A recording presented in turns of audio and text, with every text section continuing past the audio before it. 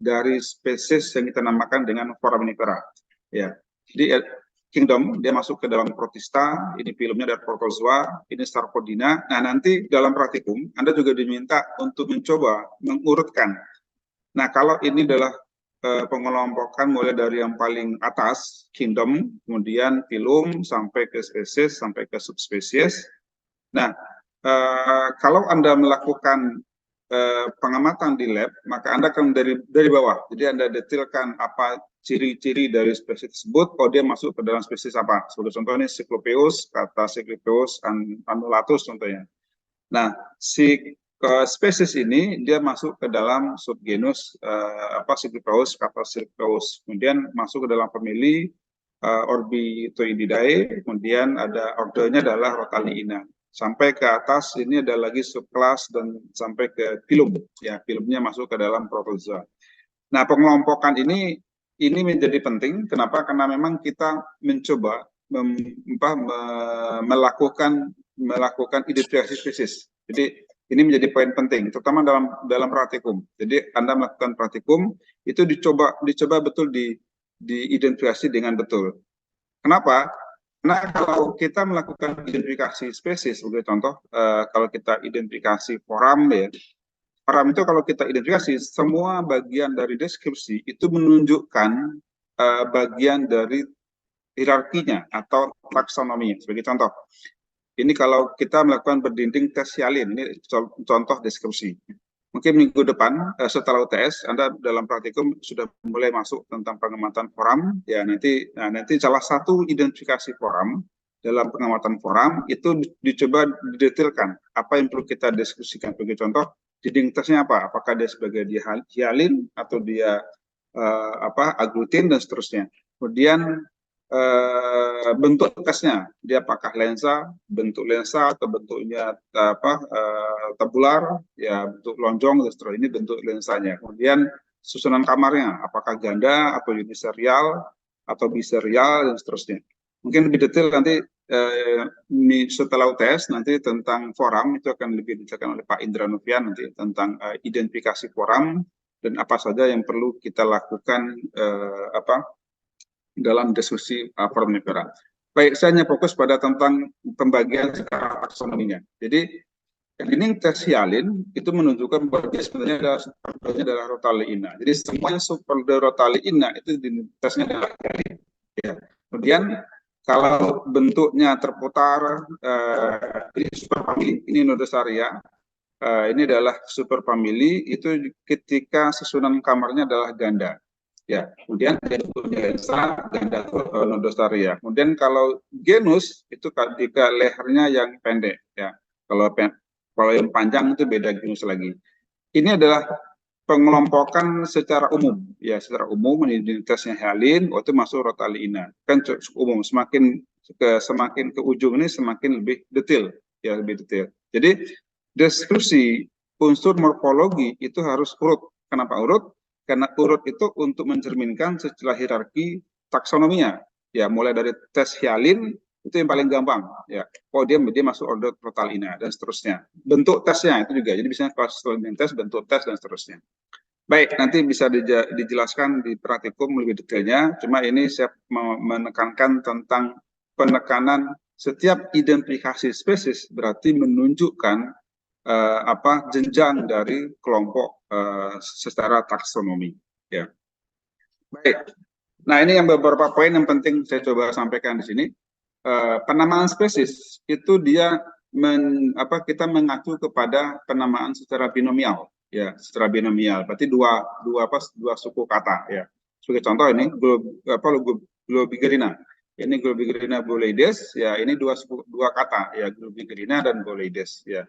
Globigerina sebagai genus, boleides sebagai spesies. Nah, kemudian yang perlu Anda perhatikan juga, kadang-kadang setiap penamaan spesies itu ada penemunya. Ini De Orbigny tahun 1826, ini adalah penemunya. Ini penemu spesiesnya. Jadi Globigerina boleides, ya De Orbigny 1826.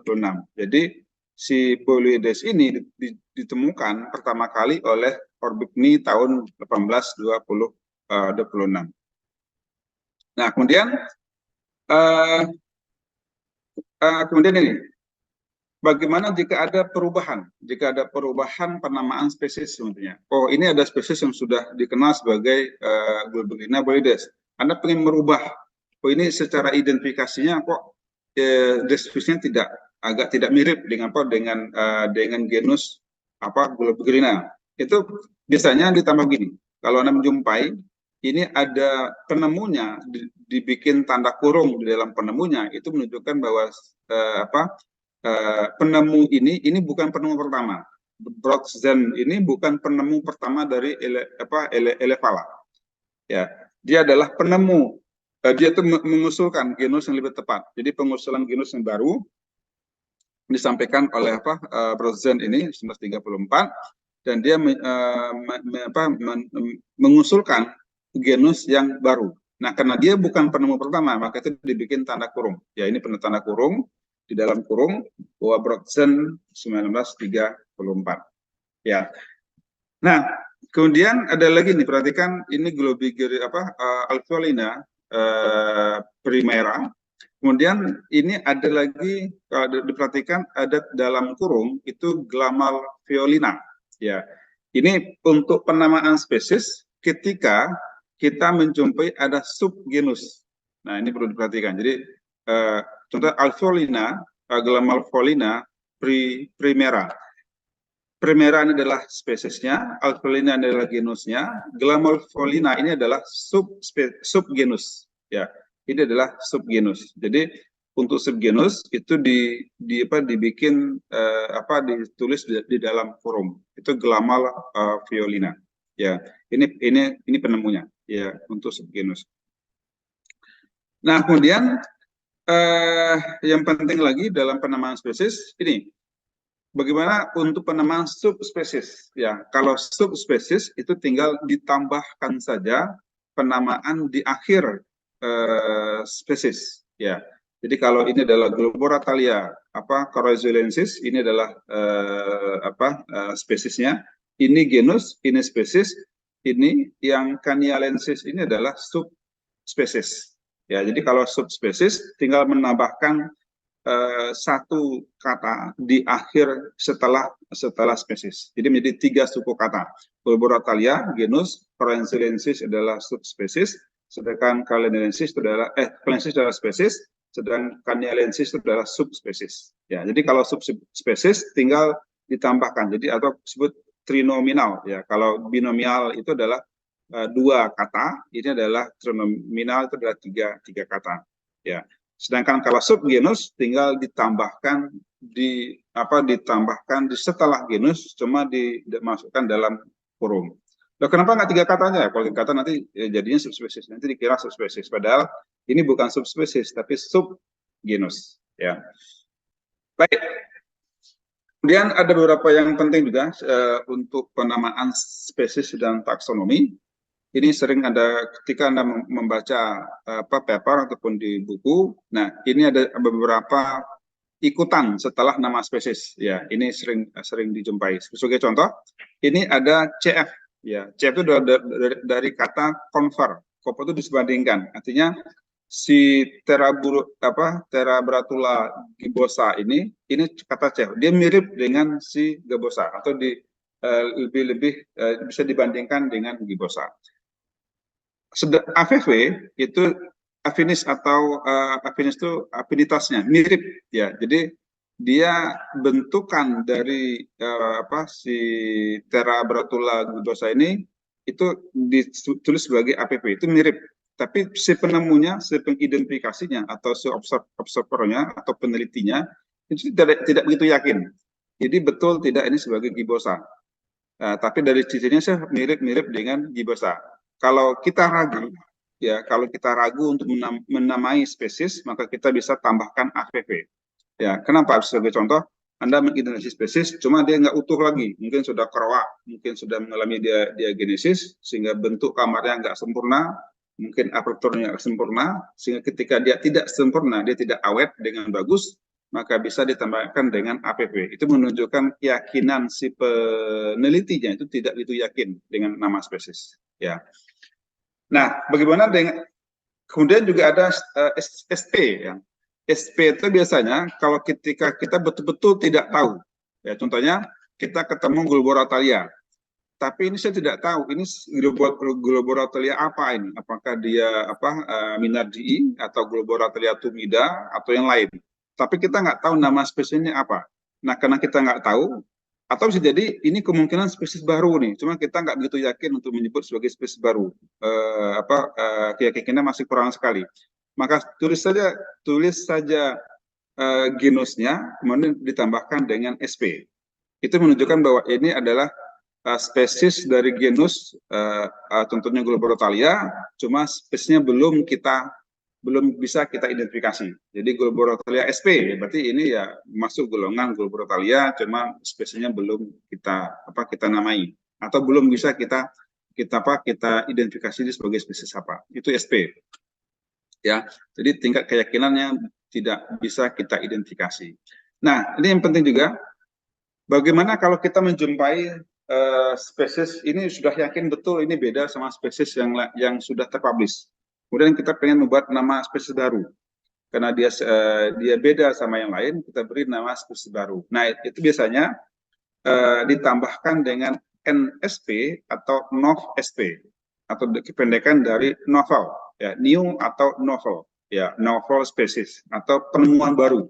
Ini adalah spesies baru, ya, NOV-SP atau novelty. Jadi ini adalah spesies-spesies yang baru dijumpai. Nah, ini contohnya paper ini yang terbit di Elsevier. Kalau Anda perhatikan, paper ini hanya mempublikasikan penemuan satu spesies. Ya, kalau Anda perhatikan, a new Oligocene, Miocene, Calcareous non-fossil species. Ini Pontospera wallacei. Ini Pontospera wallacei ini adalah penemuan baru dari Persico ini dan Villa-nya.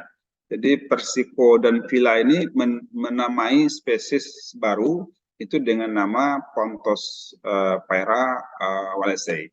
Nah, ketika ini adalah spesies baru dan dipublish di paper ini, maka itu ditambahkan dengan ada nov.sp. Jadi novel ya, novel spesies itu penemuan spesies yang baru. Ya, karena dia yang mempublikasikan pada tahun 2013. Nah, kalau kita menjumpai spesies yang sama, ya sudah, tinggal kita tambahkan si Persico and Villa 2013. Ya, berarti kita spesiesnya sudah bisa kita sitir karena sudah dipublish. Ya, baik. Itu beberapa istilah yang penting perlu saya sampaikan karena mungkin kalian ketika identifikasi spesies kadang bingung ini kok ada beberapa istilah yang mungkin tidak dipahami atau belum dipahami. Baik, dan yang penting lagi ingin saya sampaikan bagaimana metode atau bagaimana cara penamaan spesies. Ya, jadi sebagai contoh, Anda pengen Anda mengamati suatu fosil, kemudian Anda ingin memberikan nama spesies baru di sini nih.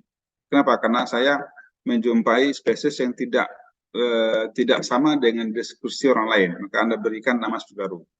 Nah, pemberian nama spesies itu ada beberapa kategori. Jadi bisa diberikan nama spesies itu secara deskriptif atau sesuai dengan bentuknya. Sebagai contoh ini, Turritella angulata. Nah, jadi turret itu adalah meninggi. Jadi memberikan bentuk tubuh yang meninggi dan menyudut pada kamarnya. Jadi ada Turritella angulata. Jadi bentuk tubuh bentuk dari spesiesnya itu meninggi. Atau nih Tubipora musica. Ya, Tubipora musica. Istilah musika ini berarti kita terbayangkan dengan alat musik. Ya.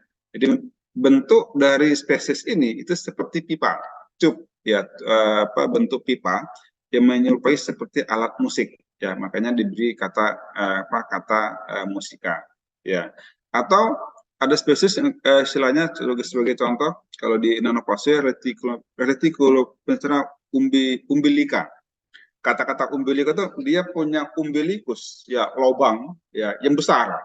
Dia cukup besar sekali lubang aperturnya, itu menunjukkan bahwa cirinya adalah umbilikanya besar. Jadi reticuloplanisphere umbilica.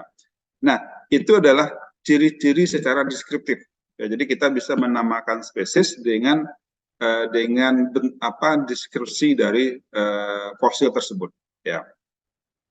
Nah, bisa juga penamaan spesies itu dengan cara berdasarkan nama lokasi dijumpai. Ya, ada nama spesies itu salah satu Nangulensis. Ya, itu nama spesies untuk kolon. Ya, ada Nangulensis. Itu dia dijumpai di Nanggulan. Ya, termasuk juga ini ada contoh yang Fusilina sumatrensis. Ya, Fusilina itu adalah koram besar yang berumur permean dan dia dijumpai di pertama kali di Batu Gamping di Sumatera. Ya, sehingga disebut sebagai Fusilina sumatrensis. Ya, jadi Fusilina yang dijumpai di Sumatera. Kemudian ada lagi contohnya, ini adalah Nummulites javanus, ya, Nummulites javanus. Nah, kalau Nummulites pasti umurnya Eosen, ya. Jadi kalau Nummulites itu adalah fosil indeks untuk umur Eosen. Sedangkan kalau Fusilina tadi itu adalah fosil-fosil indeks untuk umur permean atau di zaman permean pada masa Paleozoikum. Ya, jadi akhir Paleozoikum itu ada zaman permean dan itu dicirikan oleh fosil koram besar yang namanya Fusilina. Ini kita sebut sebagai fosil indeks, ya, fosil indeks untuk koram untuk umur permean. Itu adalah fosil koram besar Fusilina sumatrensis. Baik. Nah, ini Nummulites javanus. Ya, kalau Nummulites itu spesies indeks untuk umur Eosen. Ya, ini juga ada.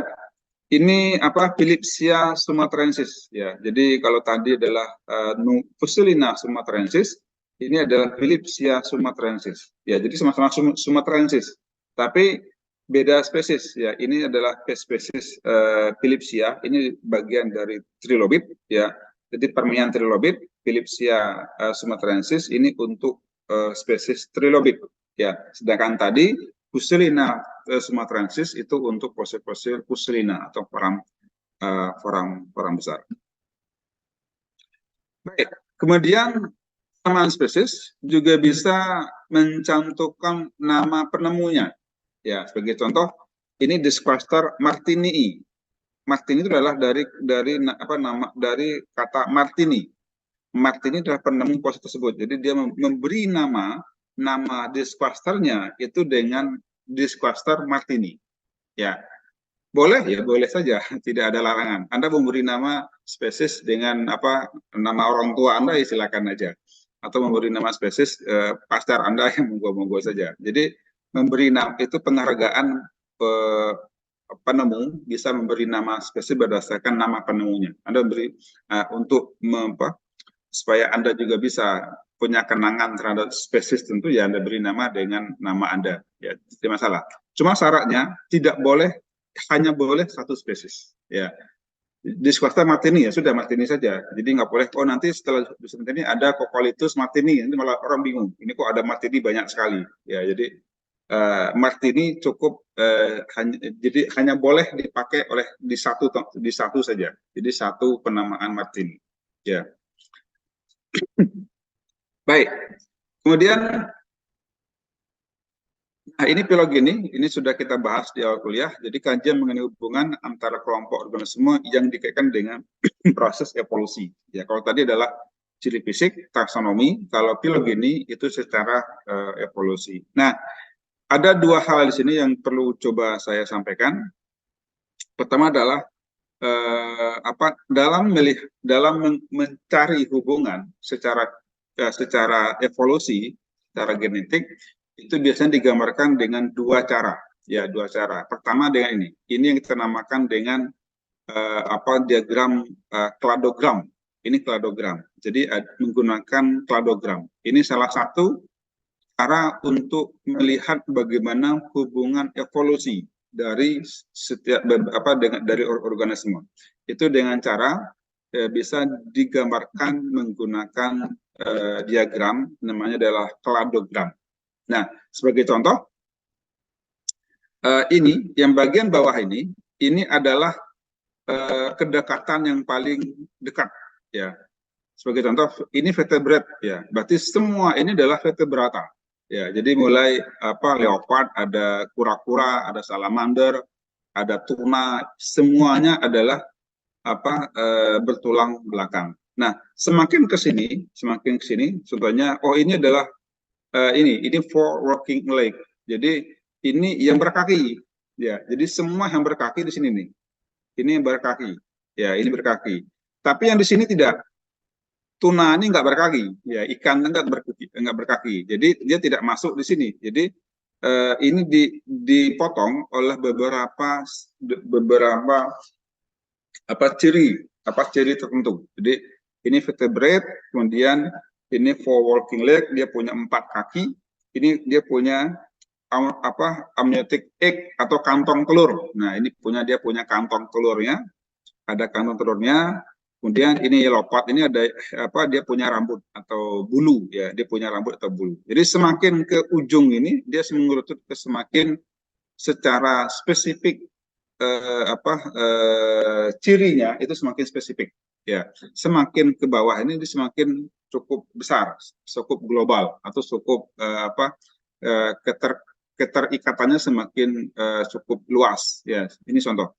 Ini vertebrate, berarti semuanya adalah vertebrata, ya, di sini. Kemudian ini dia punya 4 kaki, jadi semua mulai dari titik ini semua hewan yang ada di sebelah sini itu dia punya 4 kaki. Sedangkan yang sini dia tidak 4 kaki, tapi dia masuk ke dalam kolom vertebrate, ya, atau kolom vertebrata. Baik. Baik, ini cara penggambaran menggunakan kladogram, ya, atau disebut dengan kladogram. Atau juga bisa nih menggunakan tabel, ya. Jadi karakter tabel. Biasanya ini diberi notasi 1, 1, 0 dan seterusnya, ya, karakternya. Baik, nah kemudian ini phylogeneity atau kladogram. Saya lanjut aja. Nah, kemudian juga ada penggambaran filogeni kita namakan dengan phylogeny trees, ya, atau percabangan dari filogeni. Jadi diibaratkan seperti silsilah, ya. Jadi kalau anda jumpai di keraton atau di mana itu biasanya ada silsilah tapi berbentuk cabang. Sebagai contoh silsilah nabi-nabi contohnya. Itu juga dibikin seperti silsilah, seperti cabang-cabang pohon. Jadi semakin ke sini ini dia beranak pinak ke sini, kemudian ada anaknya lagi, cucunya dan seterusnya, dan ini semakin ke sini kembah buyutnya ini semakin ke menuju ke yang lebih tua atau secara evolusi dari yang lebih awal. Jadi ini kita namakan dengan phylogeny tree. Nah, kalau kita perhatikan di sini juga, ini juga melihat nih, semakin ke bawah berarti dia masuk ke jenjang yang lebih besar. Famili, ini famili, ini genus.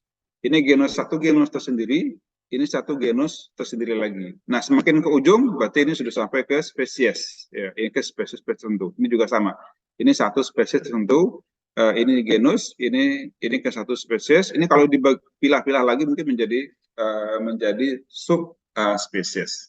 Ya, kalau pengen dibikin cabang lagi, ini ada cabang nih. Ini bisa jadi ini genus 1, ini subgenus 1, ini subgenus 2. Ya, itu contoh dari phylogeny tree atau percabangan menggunakan pohon phylogeny. Baik, saya rasa untuk taksonomi phylogeny cukup. Intinya saya ingin memberi gambaran tentang beberapa istilah dalam taksonomi dan bagaimana cara untuk identifikasi dan memberi nama spesies berdasarkan taksonomi dan phylogeny. Baik, saya akan lanjut ke materi selanjutnya tentang mikrofosil atau mikropaleontologi. Untuk yang materi ini ada pertanyaan sebelum saya ganti slide? Cukup? Baik, kalau tidak ada pertanyaan, saya akan ganti slide yang lain.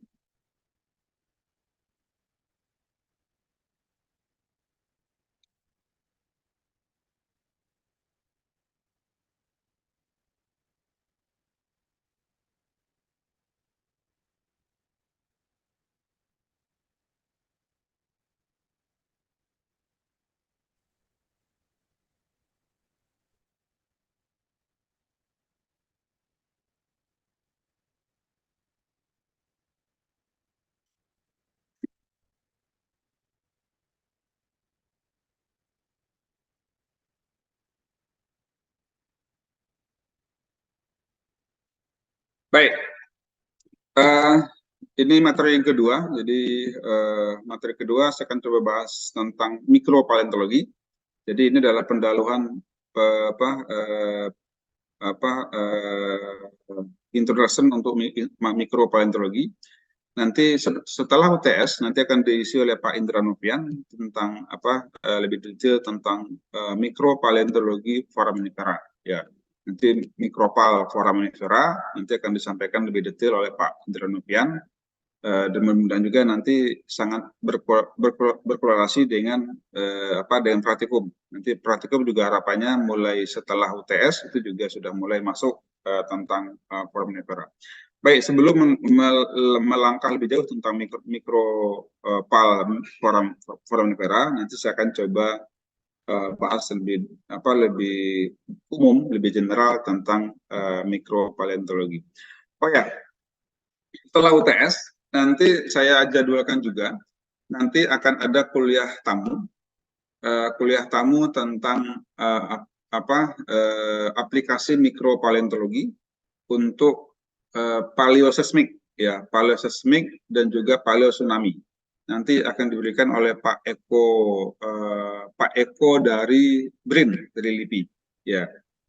Jadi Pak Eko nanti akan memberikan cukup berkompeten untuk memberikan materi tentang aplikasi mikropaleontologi, terutama untuk studi paleoseismik, studi tentang kegempaan masa purba, dan juga paleotsunami, ya, paleotsunami.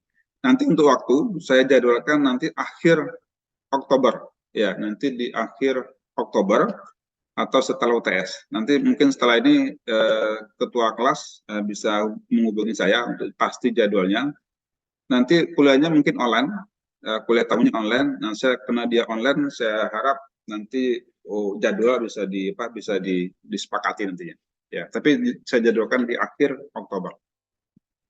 Baik, kita masuk ke sini ke materi tentang mikropaleontologi. Jadi membahas tentang fosil, paleontologi sudah kita bahas di awal, kemudian definisi fosil juga sudah kita bahas kemarin di awal. Nah, fosil juga bisa berupa body fosil, bisa berupa trace fosil, juga sudah kita bahas kemarin. Baik, nah sekarang kita melangkah ke sini. Jadi beberapa studi tentang fosil itu bisa kita kelompokkan. Ini slide terakhir saya kalau nggak salah.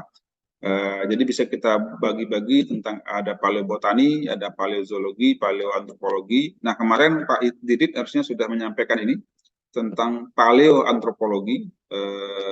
Jadi ilmu yang bahas tentang fosil-fosil manusia purba, yaitu paleoantropologi.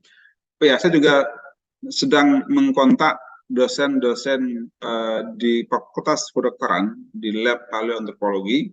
Mudah-mudahan nanti setelah UTS nanti bisa kita lakukan short visiting, kita berkunjung ke lab paleoantropologi. Saat ini sedang direnovasi labnya. Mudah-mudahan nanti di awal bulan atau bulan bulan Oktober atau November itu sudah bisa untuk dikunjungi, ya, ke lab paleoantropologi. Nanti kita bisa lihat beberapa koleksi manusia, tengkorak manusia purba, ya, atau Homo erectus yang ada di lab paleoantropologi di Fakultas Kedokteran.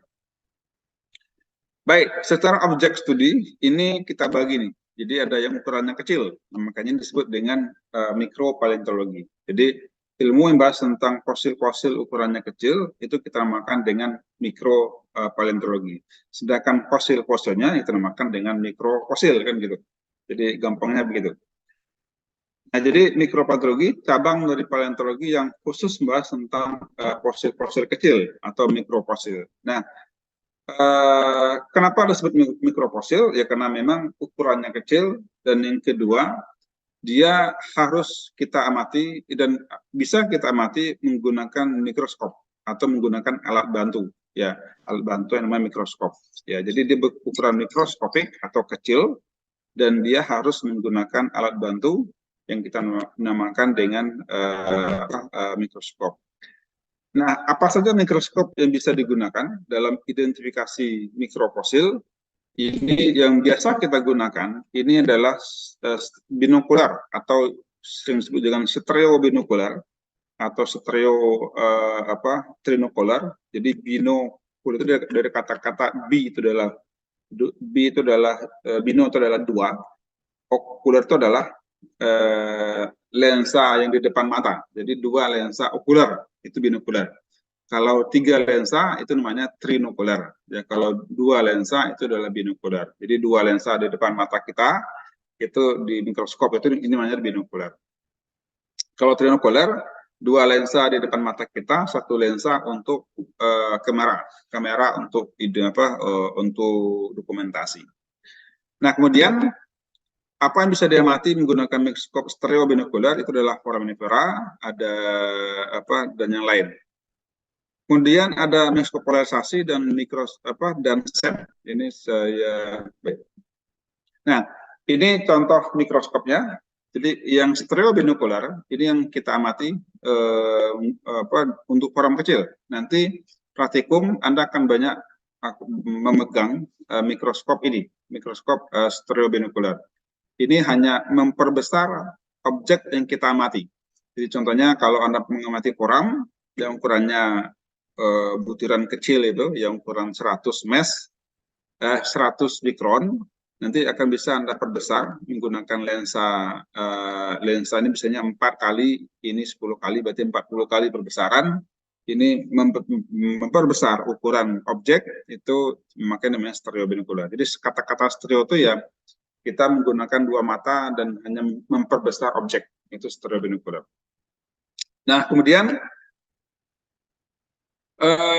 mikroskop itu mikroskop cahaya atau disebut juga dengan mikroskop polarisasi. Ini cahaya atau polarisasi. Ini apa yang bisa kita amati menggunakan mikroskop cahaya ini atau polarisasi? Pertama adalah koram besar. Nah, koram besar itu sama dengan pengamatan setan tipis. Ya, mungkin saat ini Anda sedang praktikum koram besar.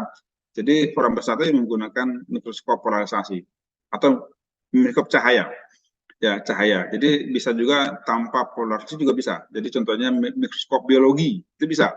Ya, karena koram besar itu tidak butuh cross Nicholl, dia tidak butuh pembiasan cahaya.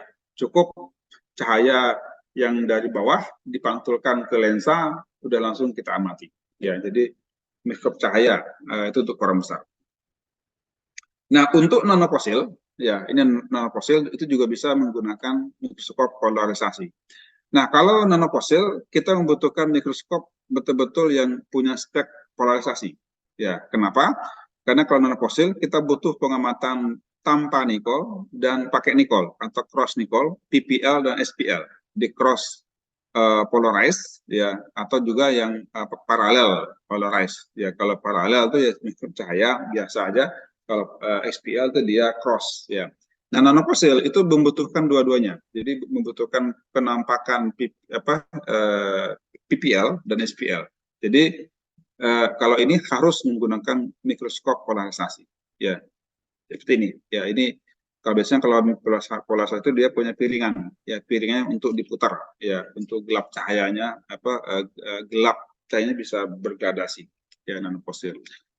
Yang ketiga itu bisa kita amati dengan mikroskop cahaya atau polarisasi, itu adalah sporadon pollen atau palinologi. Ya, ini adalah serbuk sari bunga.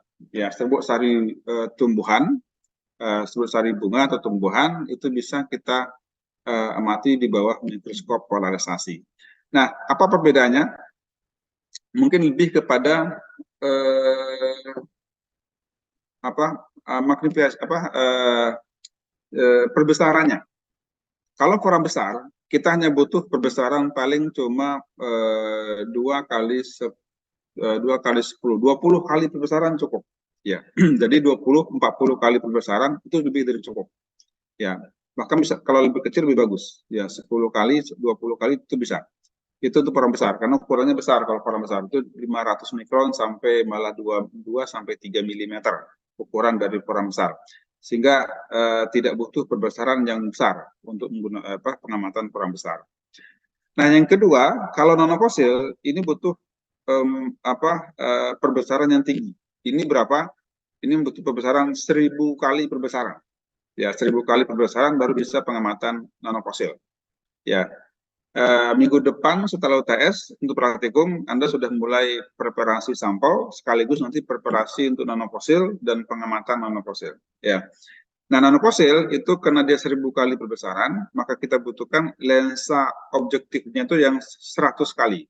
Ini 100 kali, ini okulernya 10 kali. Berarti kalau 100 kali 10 berarti 1000 kali. Ya, jadi 1000 kali perbesaran untuk pengamatan nanofosil. Ya. Nah, karena dia 1000 kali perbesaran dan menggunakan lensa 100 di lensa lensa objeknya ini, maka biasanya kita tambahkan ada tambahan minyak emersi. Ya, jadi kalau menggunakan nanofosil itu harus pakai minyak emersi. Kenapa minyak emersi? Karena minyak emersi itu digunakan pertama supaya titik fokus antara ujung lensa dengan objek itu betul-betul bisa pokoknya bisa bagus. Karena semakin dekat tuh titiknya semakin kecil sekali. Ya, nah maka minyak itu untuk memperluas fokusnya sehingga akan lebih bagus pengamatannya. Yang kedua supaya untuk memproteksi lensa objektifnya. Kalau tidak pakai minyak emersi biasanya nanti akan tergores. Jadi akan malah bisa tergores minyak lensa-lensa ini akibat bersentuhan dengan terpal. Baik, nah kemudian mikroskop yang lain itu SEM, yaitu Scanning Electron Microscope, ya disingkat dengan SEM atau SEM. Nah, SEM ini biasanya untuk perbesaran 1000 kali, minimal 1000 kali, 1000 kali sampai 20.000 kali. Sangat besar sekali. Sehingga Anda betul-betul bisa melihat kalau dia forum itu isi dalam forumnya apa isinya, atau kalau dia punya lubang-lubang por itu isinya apa, itu bisa sangat detail sekali. Dan kenampakannya sangat ideal 3 dimensi, jadi kayak model di scanning. Jadi kalau bentuk 3 dimensi di scanning, dia di scan, kemudian baru dipoto. Jadi memfoto dengan cara di scanning. Itu SEM. Nah, scanning itu biasanya menggunakan apa? Scanning itu seperti scanning menggunakan elektron. Nah, jadi yang di scan itu jadi ditembak dengan elektron, dengan arus ya.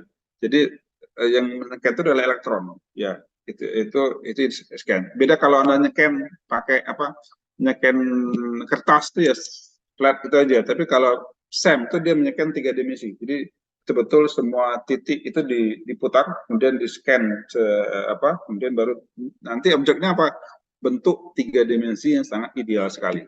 Jadi kalau SEM itu betul-betul bentuk 3 dimensinya sangat ideal karena dia scanning semua bagian. Beda kalau Anda memfoto. Kalau kita memfoto itu sebatas memfoto dari atas. Jadi biasanya kalau contohnya foto koram, ini Anda memfoto koram kecil Anda foto menggunakan HP contohnya. Itu paling fokusnya hanya fokus di permukaan atau di bagian tengahnya. Tidak akan bisa fokus semua objek. Ya, itu kelemahan lensa kamera. Tapi kalau scanning elektron itu betul di scanning, misalnya di semua sisi diputar, kemudian nanti bentuknya tiga dimensi yang sangat ideal sekali. Baik, kita lanjut.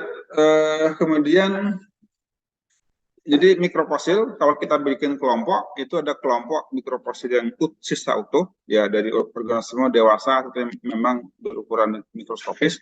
Jadi dia dulu memang kecil, ya tidak besar-besar amat maksudnya. Jadi sisa utuh, contohnya apa? Koram besar.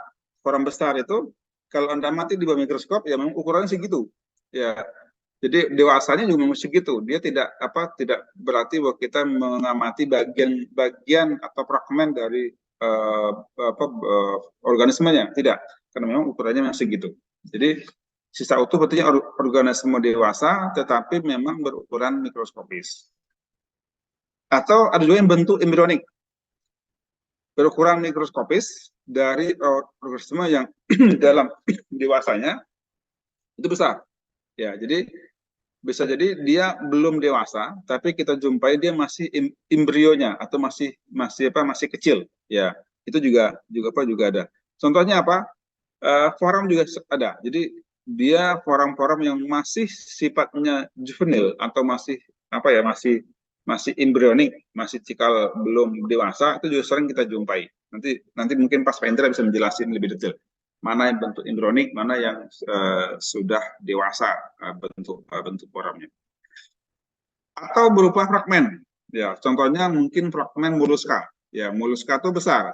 Ketika Anda mengayak fosil, kok ada fragmen di sini? Itu bagian dari fragmen moluska contohnya. Itu ya, kita bisa menjumpai di bawah mikroskop.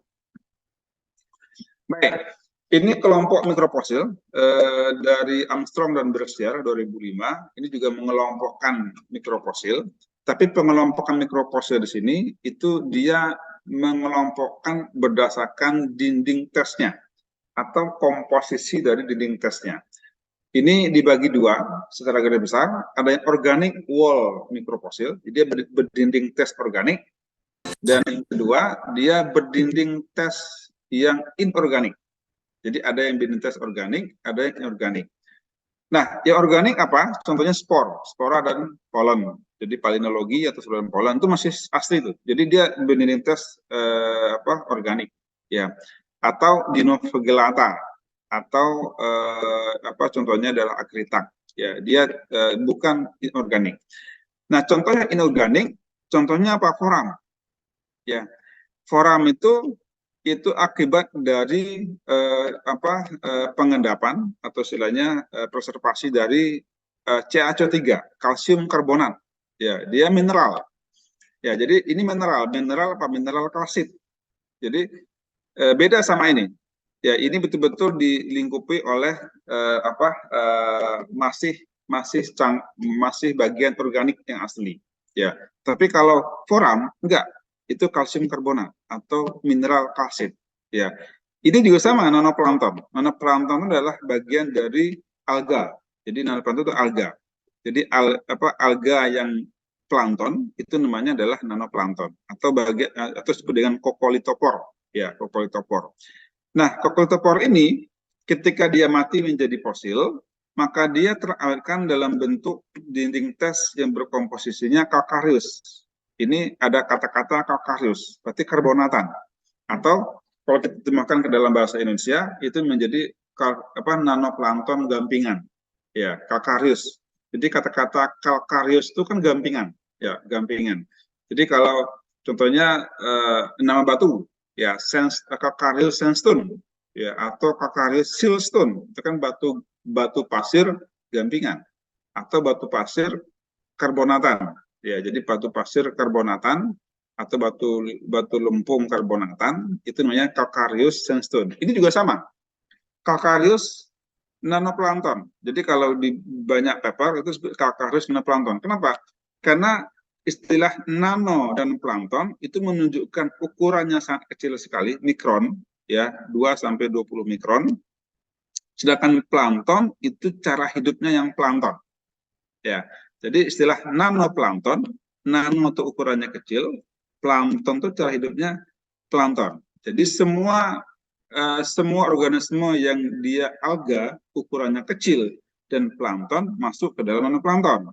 Cuma kalau ini tidak diikat dengan kalkarius, itu banyak sekali plankton di permukaan laut, makanya diikat kalkarius. Nah, semua yang berkomposisi kalsium karbonat itu dan ukurannya nano kecil dan plankton mengacu ke kokolitopor ini, maka dia menjadi kalkarius nanoplankton. Jadi kalau bahasa Indonesia nanofosil gampingan. Ya, baik. Jadi ini semuanya adalah inorganik atau mineral. Ya, ini bisa kita kelompokkan. Yang berkomposisi kalsium karbonat itu ada nanoplankton, ada foraminifera. Kemudian yang berkomposisi silika itu ada radiolaria, ya, radiozoa atau radiolaria. Kemudian ada diatom, ada silicoflagellata. Kata-kata siliko berarti dia silika. Ya, jadi ada radiozoa atau radiolaria, ada diatom, ada silicoflagellata. Itu berkomposisi CaCO3 atau kalsium karbonat. Termasuk juga ada Ostracoda dan Conodonta. Nah, Ostracoda ini biasanya berkomposisi dia kalsium karbonat sama fosfat juga. Ini Ostracoda.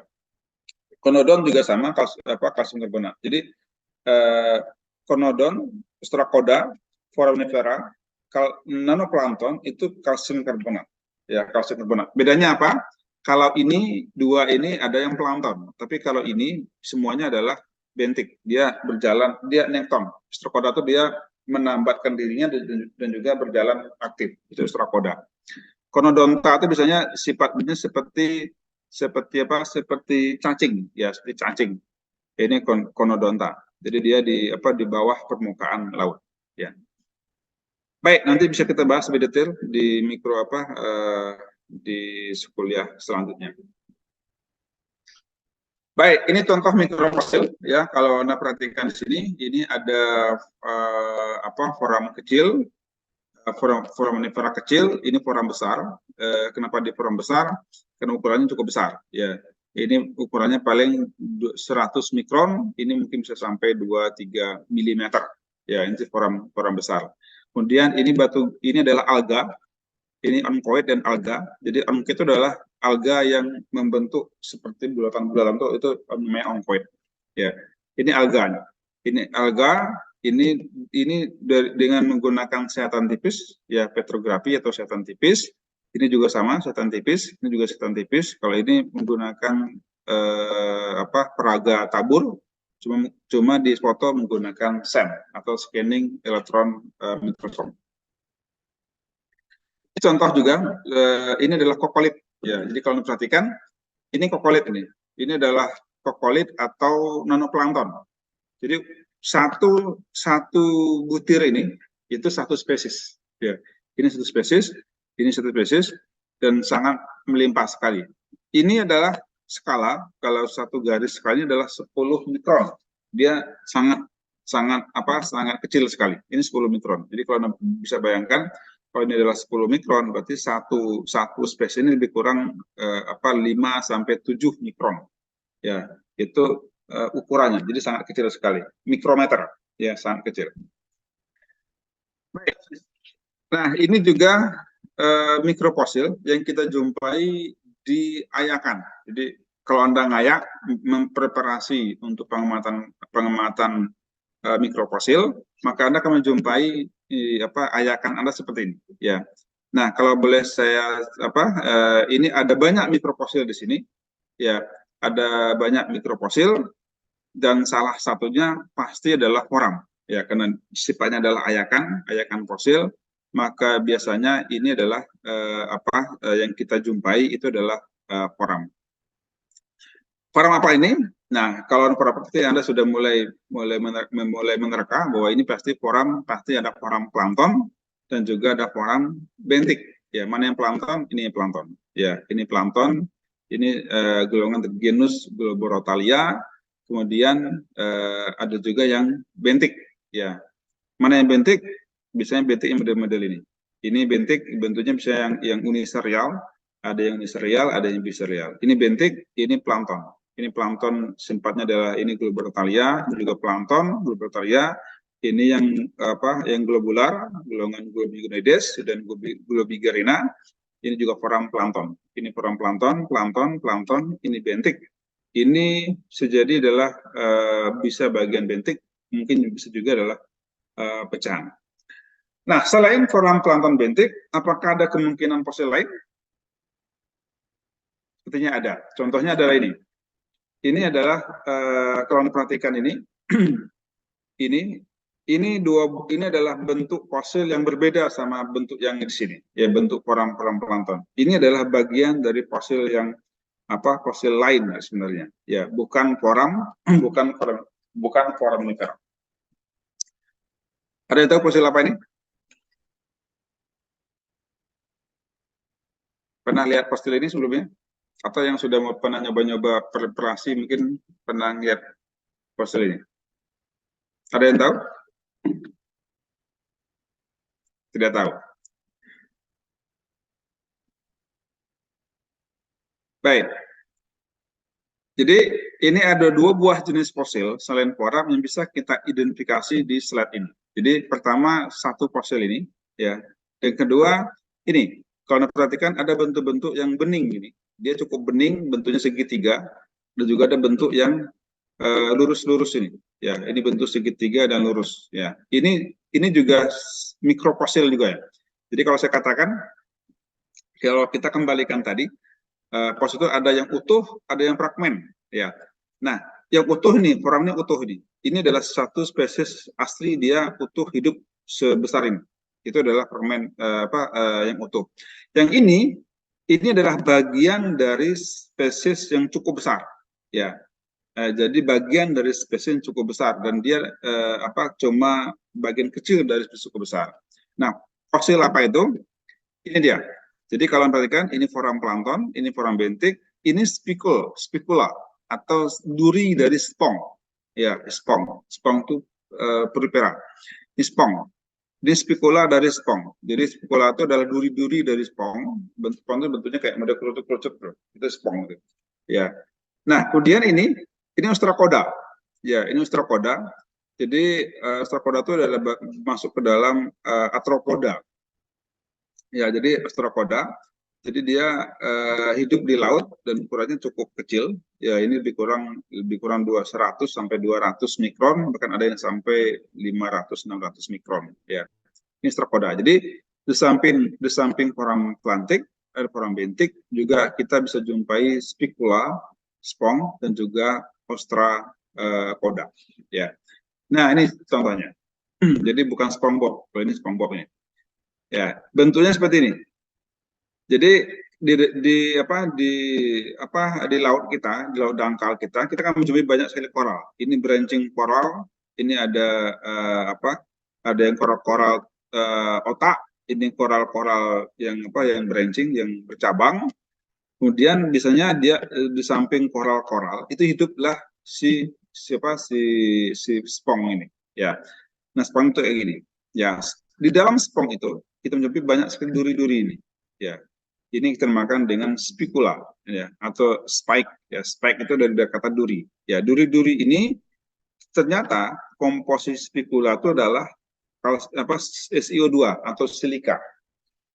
Nah, karena komposisi spicula itu adalah silika, maka dia ketika dia mati, maka yang bisa awet menjadi fosil itu adalah yang berkomposisi silika, yang punya bagian keras.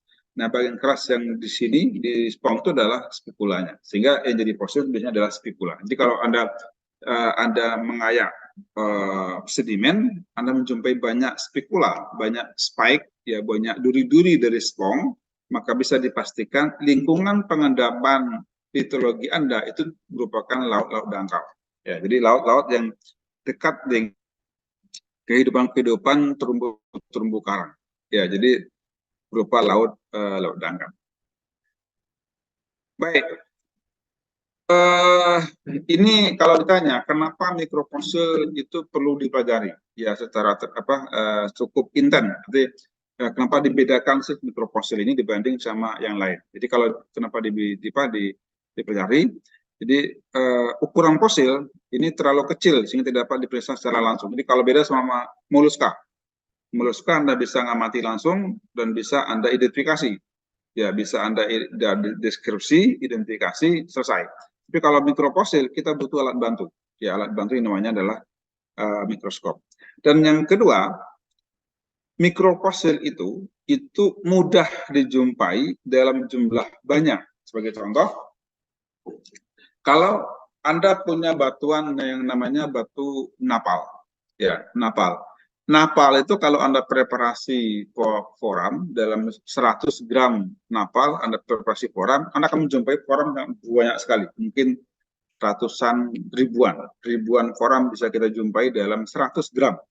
100 gram batu napal atau batu lompong karbonatan. Ya. Nah, kalau Anda preparasi nanofosil dalam mungkin tidak sampai 0,5 gram napal, kalau Anda preparasi nanofosil, itu jumlah nanofosilnya mungkin bukan ribuan lagi, tapi jutaan nanofosil bisa kita jumpai dalam sampel yang 0,5 gram kurang dari 0,5 gram. Ya, banyak sekali fosilnya. Ya, artinya ukurannya kecil itu akan bisa kita jumpai pada sampel yang sedikit dan jumlahnya banyak sekali, sehingga mudah dijumpai ya dibandingkan dengan fosil, contohnya fosil mungkin tulang stegodon ya, atau fosil gigi hiu, atau tengkorak Homo erectus, itu tidak banyak. Paling ada satu dua mungkin di dalam lapisan sedimen. Setelah itu ada dijumpai lagi kan susah sekali.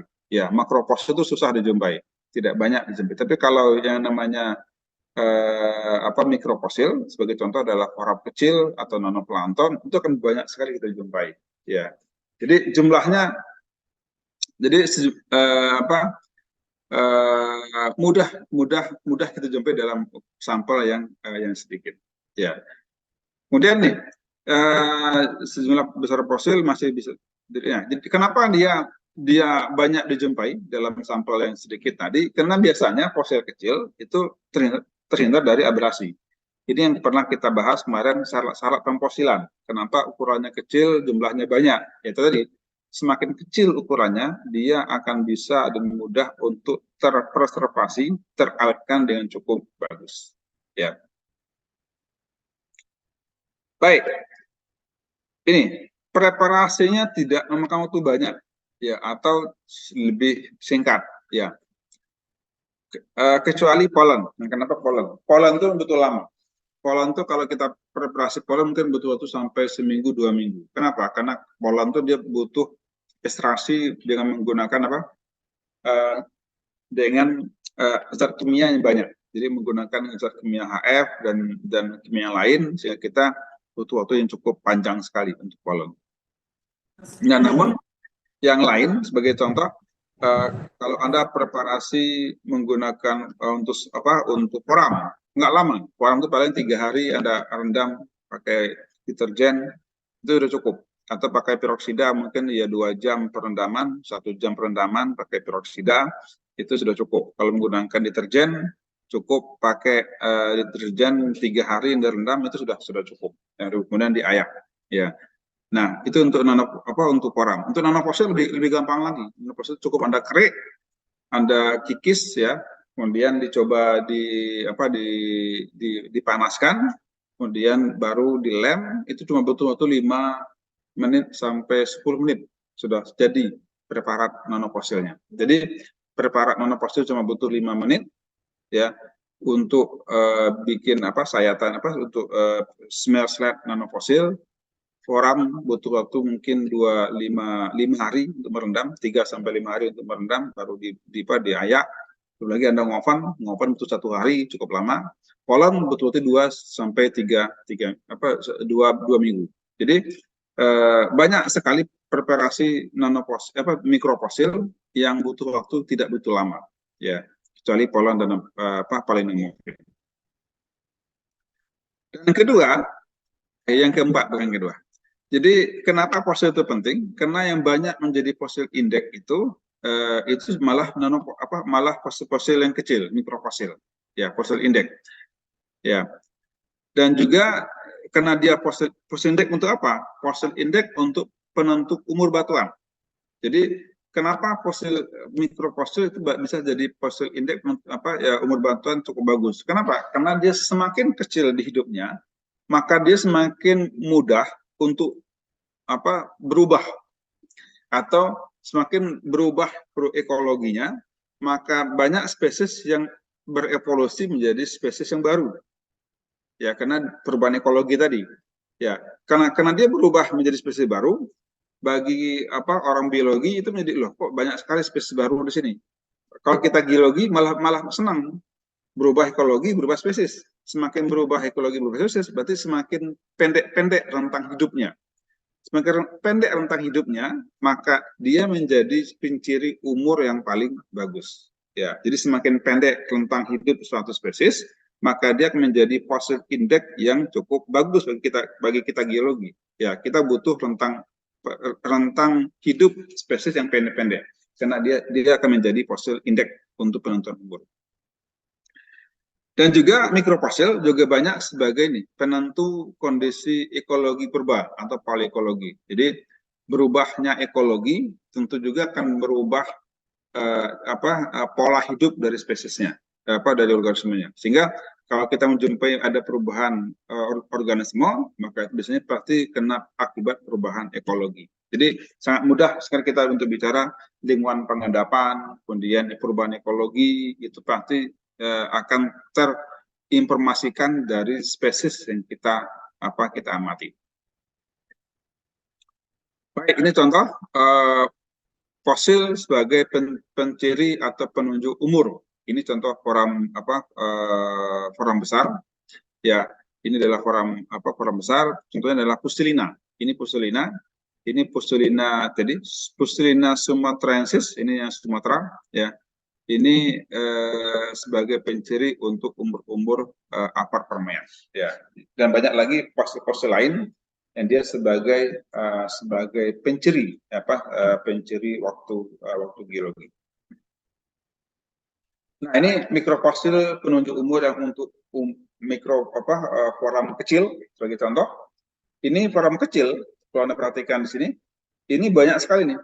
Kalau tadi Pustelina sebagai penciri untuk permean, ya, untuk permean satu zaman permean yang umurnya cukup panjang. Tapi kalau forum kecil atau mikrofosil yang lebih kecil, itu malah bisa menunjuk umur lebih detail lagi. Jadi sebagai contoh, ini Urbulina. Ya, Urbulina itu dia muncul pada umur N9. Jadi kalau Anda ketemu Urbulina, sudah ada fosil Urbulina dalam sampel Anda, pasti umurnya pasti tidak akan lebih tua dari N9 atau tidak akan lebih tua dari 16 juta tahun yang lalu. Ya. Nah, ini banyak sekali. Jadi tentang umur ini sangat, contohnya middle Miocene. Ini banyak sekali fosil-fosil indeksnya 1, 2, 3, 4, 5, 6, 7, 8, 9, 10. Ada 11. Ada 11 fosil indeks yang bisa kita gunakan untuk penentuan umur untuk middle Miocene. Ya, middle Miocene. Dan masih banyak lagi. Jadi semakin kecil fosil ukurannya, itu semakin pendek rentang hidupnya, maka dia bisa menjadi fosil penciri untuk umur yang lebih pendek. Baik, ini lebih lengkapnya lagi. Ini untuk koram. Ini juga untuk yang nanofosil. Ya, kalau Anda perhatikan, ini nanofosil. Nah, kenapa nanofosil itu banyak yang pendek-pendek? Ini kalau koram, walaupun ada yang pendek, tapi banyak yang panjang. Tapi kalau nanofosil, kalau Anda perhatikan, ini banyak yang rentang hidup dari nanofosil itu pendek-pendek. Ya, ini pendek, banyak yang pendek. Kenapa pendek-pendek? Kembali ke ukuran tadi. Semakin kecil ukuran organismenya, maka dia semakin rentan terhadap perubahan ekologi. Ya, nanofosil pendek, nanofosil ukurannya kecil. Nanofosil ukurannya 2 sampai 20 mikron. Kalau forum itu 100 mikron sampai 500 mikron. Ya, walaupun dia sama-sama plantik, tapi dengan ukurannya kecil itu, maka dia akan bisa berubah sangat mudah berubah ketika ada perubahan ekologi. Nah, berubah karena ekologi, dampaknya apa? Maka pendek-pendeklah rentang hidupnya. Kalau pendek-pendek rentang hidupnya apa? Berarti dia sangat bagus dijadikan sebagai fosil indeks atau sebagai penentu umur yang sangat akurat. Ya. Makanya dalam nanofosil sering disebut dengan high resolution biostratigraphy, ya, correlation.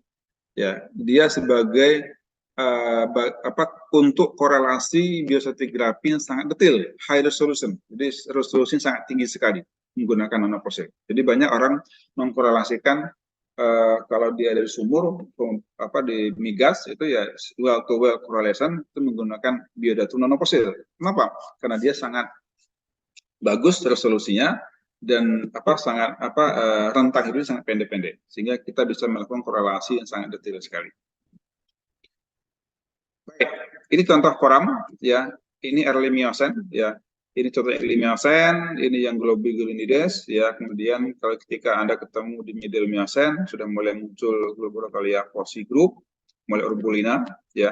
Kalau mulai Urbulina itu pasti umurnya adalah middle Miocene ya. Jadi Urbulina itu middle Miocene. Kemudian semakin ke atas ketemu yang golongan-golongan Apnostensis, Nepenthes, ini berarti umurnya adalah late Miocene. Jadi kalau kita perhatikan, jadi seiring dengan waktu geologi, ternyata bisa kita bikin kelompok atau grouping. Sebagai contoh, Globigulinides.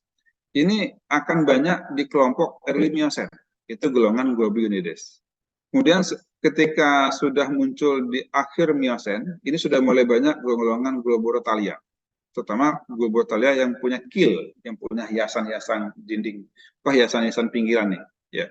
Ada killnya, ada penebalan pada ujung kamarnya, itu namanya kill. Ini sudah banyak killnya nih. Nah, biasanya yang late Miosen sampai early Pliocene itu didominasi oleh Globorotalia yang banyak punya killnya, ya. Baik, mungkin nanti di forum kita akan bahas forum, mungkin Pak Indra bisa membahas lebih detail. Nah, untuk nanoplankton itu juga sama. Nanoplankton ini rentang hidupnya, ya, ini Paleosen, Eosen, Oligosen, ya, ini perhatikan, ini sangat detail sekali. Jadi mulai dari Paleosen, ini Eosen, Oligosen itu punya rentang-rentang hidup yang pendek-pendek semuanya. Ini pendek-pendek, kemudian kita akan bisa tahu bahwa perubahan dari spesies ke spesies yang lain itu biasanya dikontrol oleh ekologi, ya.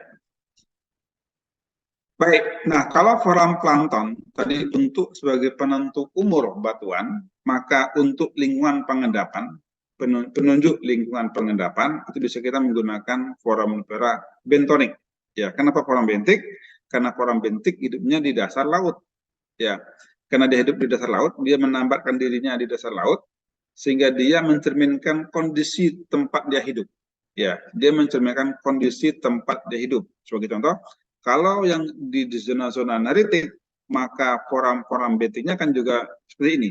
Ya, akan beda bentuk-bentuk forum bentik yang hidupnya di, contohnya di abisal, atau di batial, atau di hadal. Ya, jadi bentik itu mencerminkan kondisi ketika dia hidup. Ya, nah karena forum bentik itu dia hidupnya di dasar laut, maka dia akan mencirikan kondisi lingkungan hidup lautnya. Maka dia laut dangkal atau dia di laut dalam. Baik. Nah, kemudian di mana mikrofosil bisa dijumpai? Ini cukup penting. Nanti setelah ini mungkin ada praktikum juga mulai ke lapangan untuk ngambil sampel, ya, sampel batuan. Nah, ini kita bisa lihat di sini di mana mikrofosil bisa kita ambil batuannya. Ya, contohnya ini, kalau Anda bekerja pada batuan karbonat yang kalkarius atau karbonatan, maka ini adalah contoh batuan yang mengandung fosil. Ya, contohnya batu kapur, cok, atau napal. Ya, ini ada napal, ada batu lempung karbonatan, ada sisipan lanau atau batu pasir pada batu gamping, ada batu gampingnya, ada batu pasir karbonatannya. Ini semua adalah batuan yang mengandung fosil-fosil yang karbonatan. Nah, apa aja fosil-fosil karbonatan? Ini kembali tadi, ada foraminifera, ada kokolit atau nanofosil, ada ostracoda, ya ada itu biasanya akan banyak dijumpai pada batuan napal. Batu gamping, nah batu gamping biasanya yang keras, ya contohnya yang terumbu karang, ya batu gamping itu bisa keras. Karena dia keras, biasanya yang ada itu foram-foram, terutama foram besar. Ya ada foram besar, ada alga juga. Alga akan banyak kita jumpai pada sayatan tipis pada foram pada batu gamping. Nah, bagaimana yang non karbonat? Ya, yang non karbonat. Non karbonat itu bisa kita jumpai sebagai contoh di Rijang. Kalau batu Rijang atau batuan cap, ya, maka kita akan bisa jumpai fosil-fosil radiolaria dan diatom. Kenapa radiolaria dan diatom? Karena komposisinya adalah silika, ya, silika atau SiO2. Jadi Rijang itu akan kita jumpai fosil-fosil radiolaria dan diatom. Ya, kemudian kalau serpih hitam itu akan kita jumpai strakoda, ya. Ada strakoda, ada polen, ya, spora dan polen atau polinologi, spora dan polen, ya, itu pada serpih hitam. Kemudian bereksi, nah bereksi itu kadang-kadang masih kita jumpai juga fosil bereksi, tapi bereksi yang kemas terbuka, ya. Kenapa kemas terbuka? Bukan kemas tertutup. Kalau kemas tertutup berarti pengendapannya densitas pengendapannya itu pekat. Semakin pekat dia, semakin susah dia untuk mengawetkan fosil. Tapi kalau dia kemas terbuka, berarti dia lebih ke matrix supported. Jadi dia matrix spotted. Jadi dia tidak begitu tidak pada arus pekat. Ya, kalau emas terbuka contohnya apa? Contohnya beraksi yang digelontorkan di media air yang luas, contohnya di danau atau di laut contohnya. Itu biasanya kemas terbuka. Ya, biasanya dia floating. Jadi lebih ke matrix spotted, bukan yang fragment spotted. Kalau fragment spotted itu banyak fragment dan arusnya pekat, biasanya tidak akan ada fosil di sana.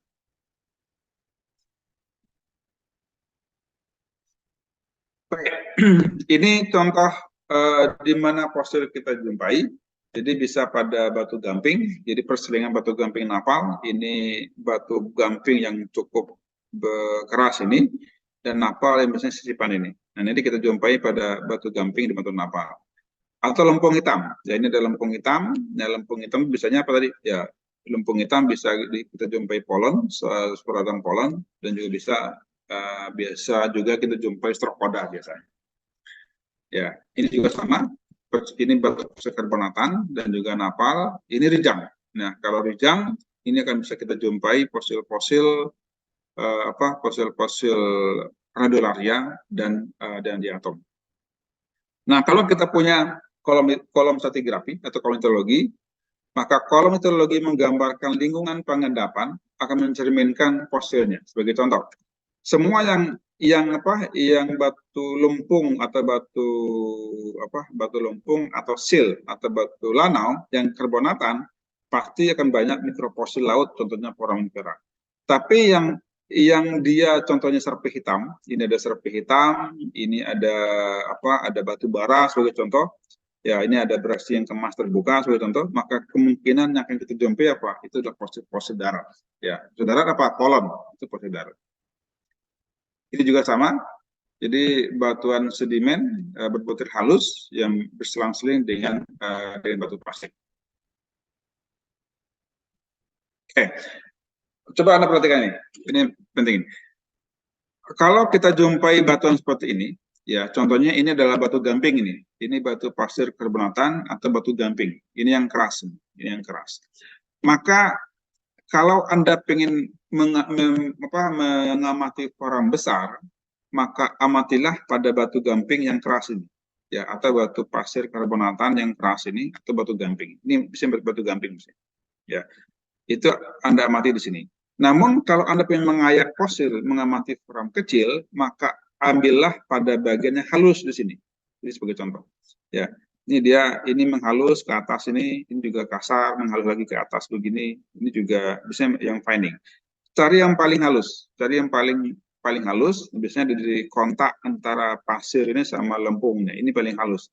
Nah, biasanya yang paling banyak fosil-fosil mikrofosilnya, forum kecil atau nanoplankton, itu pada litologi yang paling halus. Ini ambil di sekitar sini. Ini untuk forum kecil. Kalau di sini ya forum kecil atau nanoplankton ambil di sini. Tapi kalau untuk Anda menyayat batuan untuk mengamati forum besar, maka amatilah pada batuan yang ada di sini. Ya, ini disayat dan Anda akan jumpai forum besar. Baik, ini batu gamping sama kayak tadi. Kalau batu gamping, maka kita akan jumpai banyak forum besar. Nah, ini adalah batu gamping. Ya, ini adalah singkapan batu gamping. Kalau Anda perhatikan, ini batu gamping yang masif ini. Batu gamping yang keras sekali. Ya, ini di Gunung Kampak di Bayat. Ya. Tapi kalau Anda perhatikan, kalau Anda mengambil batu ini, Anda lakukan pengayakan fosil untuk mengamati forum kecil, maka nyaris tidak akan Anda jumpai forum kecil di sini. Ya, kenapa? Karena dia sudah mengalami rekristalisasi, sudah keras dia sudah mengalami sementasi. Maka tidak akan Anda jumpai ada forum kecil yang terpreservasi cukup bagus di sini. Maka caranya apa? Anda coba cari ada tidak perlapisan yang tipis di dalam batu gamping ini. Sebagai contoh ini kalau diperhatikan ini ada bidang nih, ya ada bidang. Kalau ada bidang lapisan, makanya biasanya itu adalah kontak antara batuan yang keras dengan yang halus, atau batuan yang kasar yang halus, atau yang keras sama yang tidak keras biasanya. Itu biasanya bidang lapisan. Ini juga sama. Kalau perhatikan, ini batu gamping di Gunung Temas ya. Ini dia sepertinya kok masif sekali, cukup keras dan masif. Tapi kalau Anda perhatikan lagi, nah, kalau Anda perhatikan lagi, ini di antara batu gamping ini, kita masih menjumpai adanya sisipan tipis. Ya, sisipan tipis batuan yang kemungkinan akan ada lempung karbonatanya. Ya. Nah, disinilah lokasi yang paling bagus kalau Anda ingin melakukan preparasi ayakan foram kecil. Kalau Anda ingin melakukan pengamatan foram kecil atau melakukan preparasi ayakan. Bukan di sini, bukan batu gamping ini, tapi pada lapisan tipis ini. Ya, nah kalau coba hati-hati untuk sampling, maka Anda coba sampling betul-betul hati-hati dan Anda ambil sampel ini. Mungkin kalau dengan palu susah, mungkin Anda bisa menggunakan alat tukang itu, yang untuk alat tukang itu cukup bagus tuh. Ya, nanti Anda bisa ambil dikit-dikit, kemudian nanti akan bisa Anda lakukan preparasi. Nah, ini contohnya. Kalau Anda ambil sampel di sini, ini adalah batu gamping, ini adalah pegstone, ini batu gamping pegstone, ya, maka Anda akan menjumpai bentuk ayakannya seperti ini. Ya, akan tidak Anda jumpai fosilnya sudah mengalami rekristalisasi atau fosilnya sudah berubah akibat diagenesis. Maka Anda tidak akan menjumpai ada fosil yang cukup bagus di batu gamping pegstone. Ya. Namun kalau Anda ambil sampel di sini, ya di sini di lapisan yang tipis ini, maka Anda akan menjumpai fosil-fosil yang masih bagus, masih bening, masih terpreservasi dengan bagus. Ya. Nah, kenapa bisa terpreservasi dengan bagus batuan ini, fosil-fosil di sini? Biasanya karena ada lempung tadi. Ketika ada lempung lempung karbonatan, lempung itu akan menjadi media untuk supaya si batuannya tidak kontak dengan air. Ya, air. Air pada batu gamping itu sangat ditakuti, bahaya. Kenapa? Air yang masuk ke batu gamping akan mengalami diagenesis. Ya, ketika diagenesis berarti rekristalisasi. Ini contohnya. Ini sudah mengalami diagenesis atau rekristalisasi. Tapi kalau air masuk ke dalam ke sini, maka air tidak akan bisa lewat karena ada lempung tadi. Maka dampaknya apa? Fosil foram yang ada di sini, dia akan masih bisa terpreservasi, terawetkan dengan cukup bagus. Maka lempung karbonatan itu akan dijumpai fosil-fosil foram yang secara pengawetannya itu sangat bagus sekali. Dan Anda bisa melihat ini tidak ada rekristalisasi, ya, tidak ada proses diagenesis di sini. Dia betul-betul sangat bening, sangat bagus, dan sangat mudah sekali diidentifikasi. Nah, beda sama yang di sini nih. Ya, kalau yang di sini Anda pasti sudah stres dulu nih. Kalau sudah ngayak ketemu gini, udah stres, udah nggak bakal ketemu apa-apa. Ya, kalau di KL itu ya ada dua kemungkinan. Bisa stres, tidak dijumpai fosil, malah senang malah. Senangnya apa ya? Karena tidak perlu ngamati fosil. Makanya ya nyampalnya kadang-kadang jadi yang penting nyampal, tapi tidak dilihat apakah sampel yang diamati itu layak tidak untuk preparasi ayakan fosil. Ya, baik. Ini sudah jam mendekati jam 11. Saya rasa ini mungkin sampai di sini. Karena ini saya akan fokus untuk bagaimana mengambil sampel, karena nanti setelah ini Anda akan sudah mulai untuk mengambil sampel untuk preparasi batuan ya di lapangan. Jadi harapan saya Anda betul-betul hati-hati dalam pengambilan sampel, ya, pastikan bahwa sampel yang diambil betul-betul sampel yang sangat layak untuk bisa dipreparasi, bukan sekedar hanya asal ngambil sampel saja. Ya. Baik, saya rasa itu materi masih banyak. Mungkin ini sebagai pendahuluan, nanti akan kita sambung setelah UTS ya. Nanti setelah UTS, setelah UTS. Nah, materi nanti untuk UTS saya rasa cukup dari saya sama Pak Didit. Ya, nanti yang dari saya materinya mulai hari ini sama yang pernah saya sampaikan sebelum 3 kali pertemuan ya di awal-awal. Ya, mungkin lebih ke dasar-dasar paleontologi aja. Baik, dari saya cukup. Ada pertanyaan? Baik, tidak ada. Baik, kalau tidak ada, saya rasa untuk kuliah pengganti untuk 2 kelas cukup ya. Ini untuk kelas A dan kelas B. Silakan nanti untuk absensi, silakan ada isi absen baik yang kelas A maupun yang kelas B. Ya, nanti untuk materi UTS dari saya dan juga nanti dari Pak Didit. Ya, untuk kelas minggu kemarin saya nggak tahu. Silakan aja konsultasi yang Pak Didit apakah perlu pengganti kuliah atau tidak. Baik, saya rasa Recording stopped. cukup dari saya. Selamat pagi semuanya. Assalamualaikum warahmatullahi wabarakatuh.